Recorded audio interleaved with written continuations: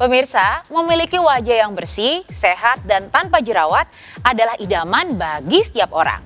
Selain harus dirawat dari luar, juga harus dirawat dari dalam dengan Nuriskin. Nuriskin merupakan suplemen khusus kulit dengan kandungan yang dapat memelihara kesehatan kulit, terutama yang berjenis kulit berminyak dan berjerawat. Gunakan selalu Nuriskin untuk mendapatkan wajah bersih dan sehat. Sejak muncul sebagai talent di acara Pencarian Jodoh, Nikita Mirzani dituding lebih banyak menggelontorkan sensasi ketimbang karya.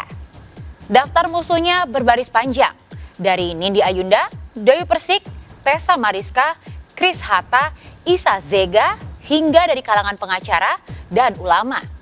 Bahkan Niki agresif menantang dua pesohor yang dikenal karena karyanya, yaitu Najwa Shihab dan juga Agnes Mo.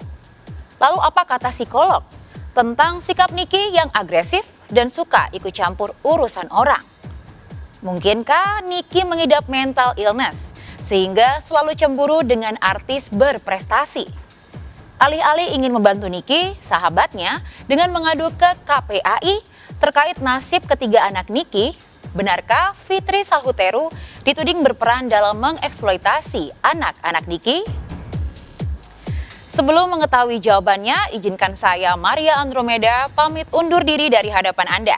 Saksikan terus Barista, berita artis ternama, setiap Sabtu dan Minggu hanya di RCTI.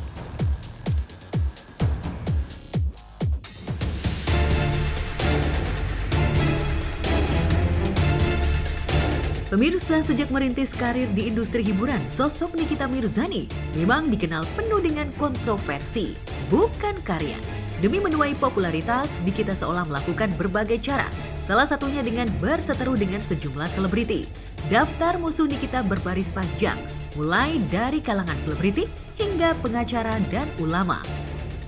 Ya, Dewi Persik, Tessa Mariska, Chris Hatta, Elsya Sharif, Nindi Ayunda, Isa Zega hingga Indra Tarigan menjadi barisan terdepan musuh Nikita.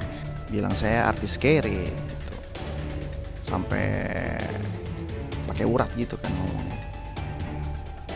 Ya seperti itulah. Sebelum masuk ke balik jeruji besi, Nikita juga sempat berseteru dengan presenter Najwa Shihab yang dikenal penuh dengan segudang prestasi. Aduh, Najwa Shihab ada lagi aja yang pengen dikomenin. Kalau lo bisa julid dengan cara lo yang smart dan semua pendukung lo yang bilang cuma percaya sama polisi tidur, terus kenapa sister lo pengen ngelapor ke polisi gara-gara diretas akun lo? Lo lupa atau geger otak sih? Awal mendekam di rutan Serang, kabarnya psikologis Nikita sempat terganggu. Nikita bahkan tak mau makan. Sebelumnya, Nikita juga sempat histeris saat akan dibawa ke rutan. Padahal sebelumnya, Nikita yang sempat sesumbar tak takut jika dipenjara. Keberanian Nikita seolah menciut saat mengetahui jika dirinya akan kembali merasakan dinginnya lantai penjara. Namun di hari keempat, Nikita rupanya sudah mulai bisa menerima keadaan. Nikita bahkan memborong pizza dan dibagikan untuk para napi di sana. Halo guys, jadi hari ini Kak Niki request ke bapak pengacara dia pengen makan pizza. Udah gitu, kata Kak Niki kalau dia makan semuanya juga harus makan. Jadi aku sama Kak Dea langsung aja beli pizza sebanyak itu. Iya, sebanyak itu. Tuh, langsung aja dipesan sebanyak ini dan fresh from the oven. Udah gitu kita masukin ke dalam mobil sampai mobilnya Kak Dea itu nggak muat. Nih bapak supir juga bantuin. Banyak banget sampai pesen Grab. Kemudian nggak lama kita langsung aja udah sampai nih di tempat di Serang ini. Kita semua udah sampai di rutan Serang, Banten. Terus kita pindahin pizzanya dulu ya ke dalam. Selamat makan semuanya. Bye-bye.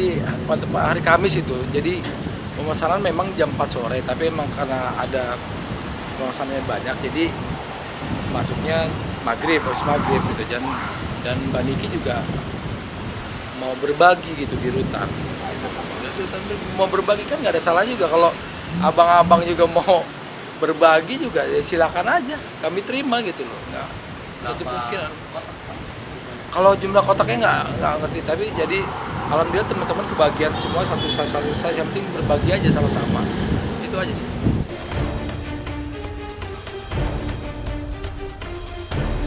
Kondisi Nikita saat ditahan berbanding terbalik dengan saat dirinya masih bebas.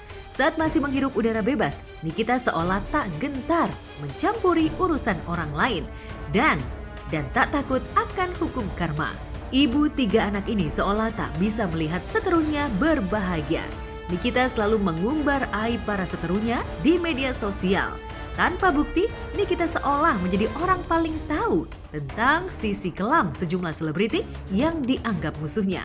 Lihat saja bagaimana Nikita kala itu mengumbar aib Najwa Shihab hingga menuding Najwa pernah berselingkuh. Tak ditanggapi Najwa, Nikita justru makin gencar mencari sisi buruk Najwa. Benarkah Nikita memiliki mental illness lantaran sering mencampuri urusan orang lain? Oke, ya. Jadi kan gini ya, kalau kita bicara tentang emosi ya, sebenarnya emosi itu adalah hal yang wajar ya. Itu adalah hal yang manusiawi ya. Jadi setiap orang tuh pasti punya emosi ya. Dan karena manusia itu unik, ya manusia itu berbeda-beda gitu. Jadi wajar juga kalau kadang-kadang ada orang-orang yang lebih peka terhadap satu keadaan. Kemudian ada orang yang kurang peka atau ada orang yang lebih ekspresif dalam penyampaian emosinya. Ada orang lain yang lebih memilih cara-cara yang lain begitu. Jadi emosinya sendiri itu adalah hal yang wajar manusiawi bisa dimiliki oleh setiap manusia. Terkait dengan perilaku yang dianggap seringkali mengkomentari urusan orang lain, ya kita perlu lihat dulu nih konteksnya. Konteksnya apa nih? Misalnya satu, bagaimana hubungan kedekatan antara si individu itu dengan siapapun yang sedang dikomentari, ya. Kalau misalnya ada teman dekat, sahabat, keluarga gitu, bisa kan ya? Memang dasarnya adalah kepedulian gitu ya. Terus kemudian kita lihat lagi perilaku itu sesuai dengan porsi atau tidak. Komentar yang diberikan tuh sesuai porsi atau tidak.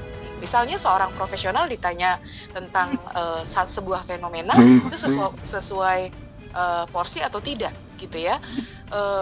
Terus kemudian kita perlu lihat juga perlu dilakukan ketika perilaku itu dilakukannya dalam konteks apa?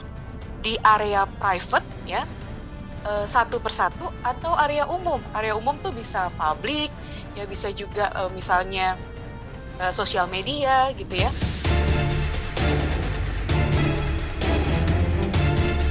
Selain suka mencampuri urusan orang lain, Nikita begitu agresif melawan para seterunya. Ancaman yang dilayangkan para seterunya tak pernah digubris. Bahkan sebelum berseteru dengan Najwa, Nikita juga sempat menyindir penyanyi Agnes Mo. Kala itu Nikita menyindir Agnes yang tak ikut tampil di sebuah acara musik bergengsi di Amerika Serikat yakni Coachella. Tak tinggal diam, Agnes Mo pun membalas sindiran Nikita dengan cara elegan. Benarkah kearoganan Nikita dipicu rasa cemburu dengan sejumlah selebriti yang memiliki prestasi mumpuni? Ada beberapa pihak yang berusaha untuk mempertahankan eksistensi misalnya ya di publik yang nantinya kaitannya dengan popularity, kemudian juga ada konsekuensi lainnya yaitu misalnya juga terkait dengan ya kalau popularity pasti dekatnya adalah ke bisnis, ke uang, hal-hal seperti itu yang sifatnya adalah materi atau kepentingan fungsional. Ada orang yang memberikan komentar terhadap situasi yang lagi dialami orang lain yang memang intensinya adalah baik. Dan biasanya ini dilakukan di ruang private ya, bukan di ruang umum karena tujuannya adalah baik, memperingati gitu ya atau memberikan saran-saran yang konstruktif gitu. Tapi ada juga yang melakukannya sebagai pengalihan dari masalah-masalah hidup yang sedang dialaminya gitu. Ada juga yang lainnya yang melakukan hal ini sebagai bentuk usaha untuk menjadi lebih superior atau merasa lebih baik dibandingkan orang yang dikomentari. Jadi merasa lebih baik kah, merasa lebih tahu kah, merasa lebih bisa berbuat sesuatu kah dibanding orang yang dikomentari gitu. Jadi kalau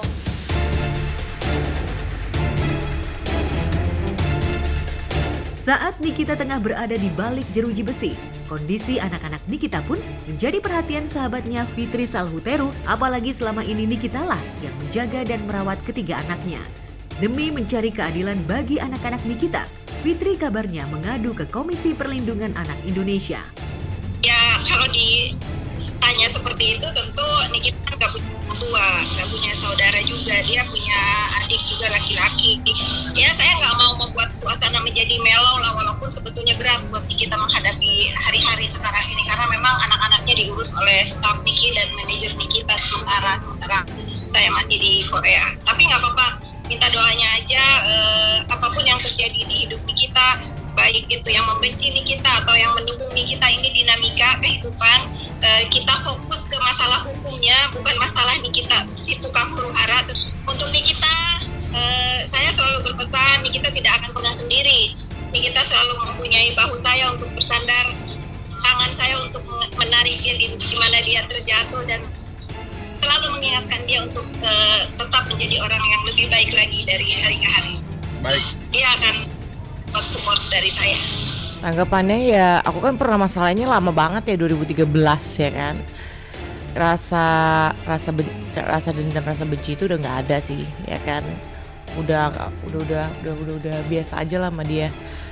Tanggapannya lebih ya turut prihatin gitu kan, karena walau bagaimanapun dia punya anak ya kan, punya 3 anak yang harusnya sih kan diurusin sama dia. Terus dia kan tulang punggung keluarga buat anak-anaknya ya kan. Dia belum punya dia nggak punya suami ya kan. Jadi ya aku ya kasihan juga sih gitu, karena kan walau bagaimanapun kalau ngelihat dari sisi seorang ibu nih ya kan, kalau ngelihat dari segi musuh ya mungkin kalau yang ngerasa masih jadi musuh-musuhnya mungkin masih happy kali ya. Semoga nanti kalau memang kesel sama orang gak usah keluar-keluar di Instastory atau di live, langsung aja ngomong ke orangnya, langsung telepon kan Niki ya. Ya gitu, tapi ya turut prihatin lah atas penangkapannya Nikita Mirzani. Namun apa yang dilakukan Fitri justru menuai kontroversi. Fitri justru dituding ingin mengeksploitasi anak-anak Nikita. Lantas, apa tanggapan KPAI? Di sisi lain, para seterunya berharap Nikita segera akan disidangkan dan mendapat hukuman setimpal atas perbuatannya. Jangan sadar kalau bisa, Niki, terusin. Nanti kalau pulang bikin ulah lagi, karena kamu harus yakin kamu tuh daya jualnya di situ. Percaya deh, kalau lo nggak bikin berita kayak begini-begini, nama lo hilang. Jadi ntar pas ini udah kelar, lo bikin lagi, lo hina siapa lagi kayak. Kalau bisa terus, jangan sampai berhenti. Kalau lo berhenti gue sedih, gitu aja. Jangan berubah, jangan lu jangan kapok. Lu udah pulang, bikin ulah lagi. Gue support banget di belakang lo untuk hal itu, ya. Kalau lu nggak bikin ulah, karir lu redup. Percaya sama gue. Itu daya jual lu soalnya. Ya, sadar dan ya. konsultasi lah. Emang kamu kerasukan Bu? Emang sadar ya? Orang jerit-jeritnya tuh. Oh iya benar juga. Benar. Sadar. Tawakal lah ya. Iya, konsultasi dengan lawyernya bagaimana bisa mengatasi masalahnya. Stres, zaman sekarang banyak stres, jangan stres ya say. Kamu kan pasti kuat deh, kamu kan hebat, jangan cupu gitu, malu kita ya. Semoga kamu betah tidur di ubin beralaskan tikar. Wuhui, Pak Hakim dan Pak Jaksa, kapan dia akan disidang? Tidur di ubin beralas tikar, nyamuk-nyamuk gentayangan. Ini dia, ini dia.